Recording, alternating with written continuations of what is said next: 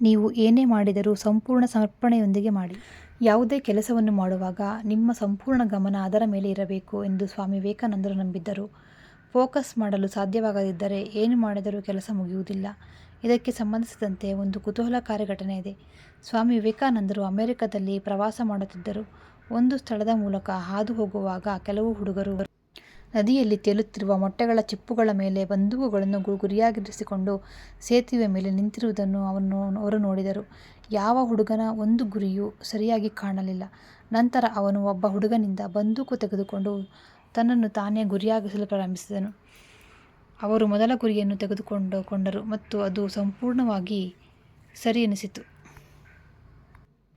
ನಂತರ ಒಂದರ ನಂತರ ಒಂದರಂತೆ ಅವರು ಒಟ್ಟು 12 ಹೊಡೆತಗಳನ್ನು ಹೊಡೆದರು ಮತ್ತು ಅವೆಲ್ಲವೂ ಸಂಪೂರ್ಣವಾಗಿ ನಿಖರವಾಗಿದೆ. ಹುಡುಗರು ದಿಗ್ಭ್ರಮೆಗೊಂಡರು ಮತ್ತು ಅವರನ್ನು ಕೇಳಿದರು, ನೀವು ಇದನ್ನು ಹೇಗೆ ಮಾಡುತ್ತೀರಿ?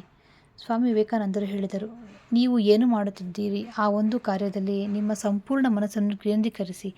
ನೀವು ಗುರಿಯನ್ನು ಹೊಂದಿದ್ದರೆ ನಿಮ್ಮ ಸಂಪೂರ್ಣ ಗಮನವು ನಿಮ್ಮ ಗುರಿಯ ಮೇಲೆ ಮಾತ್ರ ಇರಬೇಕು. ನಂತರ ನೀವು ಎಂದಿಗೂ ತಪ್ಪಿಸಿಕೊಳ್ಳುವುದಿಲ್ಲ. ನಿಮ್ಮ ಪಠ್ಯವನ್ನು ನೀವು ಓದುತ್ತಿದ್ದರೆ ಪಠ್ಯದ ಬಗ್ಗೆ ಮಾತ್ರ ಯೋಚಿಸಿ ಎಂದರು. ಯಾವುದೇ ಒಂದು ಸಂದರ್ಭದಲ್ಲೂ ಭಯದಿಂದ ಓಡಿ ಹೋಗಬೇಡಿ, ಅದನ್ನು ಎದುರಿಸಿ. ಭಯದಿಂದ ಓಡಿ ಹೋಗುವ ಬದಲು ಅದನ್ನು ಎದುರಿಸಬೇಕು ಎಂದು ಸ್ವಾಮಿ ವಿವೇಕಾನಂದರು ಹೇಳಿದ್ದಾರೆ. ಒಮ್ಮೆ ಬನಾರಸ್ನಲ್ಲಿ ಅವರು ದುರ್ಗಾಜಿಯ ದೇವಸ್ಥಾನದಿಂದ ಹೊರಡುತ್ತಿದ್ದಾಗ ಅಲ್ಲಿ ಇದ್ದ ಅನೇಕ ಕೋತಿಗಳು ಅವರನ್ನು ಸುತ್ತುವರೆದವು. ಕೋತಿಗಳು ಅವರ ಬಳಿ ಬಂದು ಹೆದರಿಸಲು ಪ್ರಾರಂಭಿಸಿದವು. ವಿವೇಕಾನಂದರು ತಮ್ಮನ್ನು ಉಳಿಸಿಕೊಳ್ಳಲು ಓಡಿ ಹೋಗಲು ಪ್ರಾರಂಭಿಸಿದರು. ಆದರೆ ಕೋತಿಗಳು ಅವರನ್ನು ಬೆನ್ನಟ್ಟುವುದು ನಿಲ್ಲಿಸಲಿಲ್ಲ.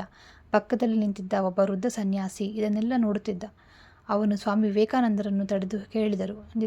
ಅವರನ್ನು ಎದುರಿಸಿ ವಿವೇಕಾನಂದಜಿ ತಕ್ಷಣ ತಿರುಗಿ ಕೋತಿಗಳ ಕಡೆಗೆ ಚಲಿಸಲು ಪ್ರಾರಂಭಿಸಿದರು.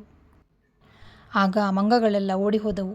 ಈ ಘಟನೆಯಿಂದ ಪಾಠ ಕಲಿತ ಸ್ವಾಮೀಜಿ ಹಲವು ವರ್ಷಗಳ ನಂತರ ಯಾವುದಾದರೂ ಭಯವಿದ್ದರೆ ಅದರಿಂದ ಓಡಿ ಹೋಗಬೇಡಿ, ತಿರುಗಿ ಎದುರಿಸಿ ಎಂದು ಭಾಷಣ ಮಾಡಿದರು.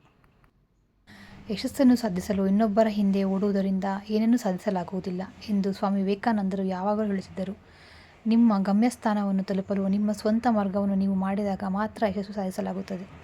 ಒಮ್ಮೆ ಒಬ್ಬ ವ್ಯಕ್ತಿ ಸ್ವಾಮೀಜಿಯವರಿಗೆ, ಎಷ್ಟು ಕಷ್ಟಪಟ್ಟರೂ ನನಗೆ ಯಶಸ್ಸು ಸಿಗುತ್ತಿಲ್ಲ ಎಂದರು. ಸ್ವಾಮೀಜಿ ಹೇಳಿದರು, ನೀನು ನನ್ನ ನಾಯಿಯನ್ನು ವಾಕಿಂಗ್ ಕರೆದುಕೊಂಡು ಹೋಗು. ಅವನು ಹಿಂದಿರುಗಿ ಬಂದಾಗ ನಾಯಿ ಸುಸ್ತಾಗಿತ್ತು ಮತ್ತು ಅವನ ಮುಖ ಹೊಳೆಯುತ್ತಿತ್ತು. ಸ್ವಾಮೀಜಿಗೆ ಕಾರಣ ಕೇಳಿದಾಗ, ನಾನು ನೇರ ದಾರಿಯಲ್ಲಿ ನಡೆಯುವಾಗ ನಾಯಿ ಬೀದಿಗಳಲ್ಲಿ ನಾಯಿಗಳ ಹಿಂದೆ ಓಡುತ್ತಿತ್ತು ಎಂದು ಹೇಳಿದರು. ಸ್ವಾಮೀಜಿ ಹೇಳಿದರು, ಇದು ನಿಮ್ಮ ಉತ್ತರ. ನಿಮ್ಮ ಗಮ್ಯ ಸ್ಥಾನಕ್ಕೆ ಹೋಗುವ ಬದಲು ನೀವು ಇತರರ ಹಿಂದೆ ಓಡುತ್ತಲೇ ಇರುತ್ತೀರಿ. ಪಡೆಯುವುದಕ್ಕಿಂತ ಕೊಡುವ ಆನಂದ ದೊಡ್ಡದು. ಸಮಾಜದ ಉನ್ನತಿಗೆ ಪ್ರತಿಯೊಬ್ಬರೂ ಕೊಡುಗೆ ನೀಡಬೇಕು ಎಂದು ಸ್ವಾಮಿ ವಿವೇಕಾನಂದರು ನಂಬಿದ್ದರು. ಸದಾ ತನ್ನ ಹಿತದ ಬಗ್ಗೆ ಚಿಂತಿಸುವ ಬದಲು ಸಮಾಜಕ್ಕೆ ಒಂದಲ್ಲ ಒಂದು ರೀತಿಯಲ್ಲಿ ಕೊಡುಗೆ ನೀಡಬೇಕು. ಪ್ರವಾಸ ಮತ್ತು ಭಾಷಣಗಳಿಂದ ಬೇಸತ್ತ ಸ್ವಾಮಿ ವಿವೇಕಾನಂದರು ತಮ್ಮ ನಿವಾಸಕ್ಕೆ ಮರಳಿದರು. ಆ ದಿನಗಳಲ್ಲಿ ಅವರು ಅಮೆರಿಕದಲ್ಲಿ ಒಬ್ಬ ಮಹಿಳೆಯೊಂದಿಗೆ ತಂಗಿದ್ದರು. ಅವರು ತನ್ನ ಆಹಾರವನ್ನು ತಾವೇ ಬೇಯಿಸಿಕೊಳ್ಳುತ್ತಿದ್ದನು. ಒಂದು ದಿನ ಅವರು ಆಹಾರ ತಯಾರಿಸುತ್ತಿರುವಾಗ ಕೆಲವು ಮಕ್ಕಳು ಹತ್ತಿರ ಬಂದು ನಿಂತರು. ಮಕ್ಕಳು ಹಸಿದಿದ್ದರು. ಸ್ವಾಮೀಜಿ ತಮ್ಮ ಎಲ್ಲ ರೊಟ್ಟಿಗಳನ್ನು ಮಕ್ಕಳಿಗೆ ಒಂದೊಂದಾಗಿ ಹಂಚಿದರು. ಮಹಿಳೆ ಎಲ್ಲವನ್ನು ನೋಡುತ್ತಾ ಕುಳಿತಿದ್ದಳು. ಕೊನೆಗೆ ತನ್ನನ್ನು ತಾನು ಹತೋಟಿಯಲ್ಲಿಟ್ಟುಕೊಳ್ಳಲಾಗದೆ ಸ್ವಾಮೀಜಿಯನ್ನು ಕೇಳಿದಳು, ಆ ಮಕ್ಕಳಿಗೆ ರೊಟ್ಟಿಯನ್ನೆಲ್ಲ ಕೊಟ್ಟಿದ್ದೀನಿ, ಈಗ ಏನು ತಿನ್ನುತ್ತೀಯಾ? ಸ್ವಾಮೀಜಿ ಮುಗುಳ್ನಗುತ್ತಾ ಹೇಳಿದರು, ಅಮ್ಮ, ರೊಟ್ಟಿಯು ಹೊಟ್ಟೆಯಲ್ಲಿನ ಉರಿಯನ್ನು ಶಾಂತಗೊಳಿಸುವ ವಸ್ತುವಾಗಿದೆ.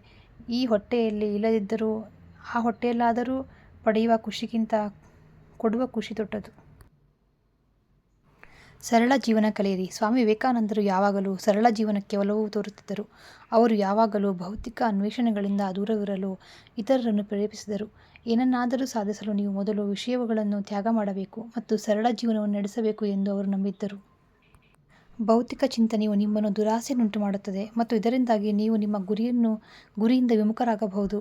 ಇದರಿಂದಾಗಿ ಸರಳ ಜೀವನ ಕಲಿಯಿರಿ ಎಂದು ವಿವೇಕಾನಂದರು ಹೇಳಿದ್ದರು.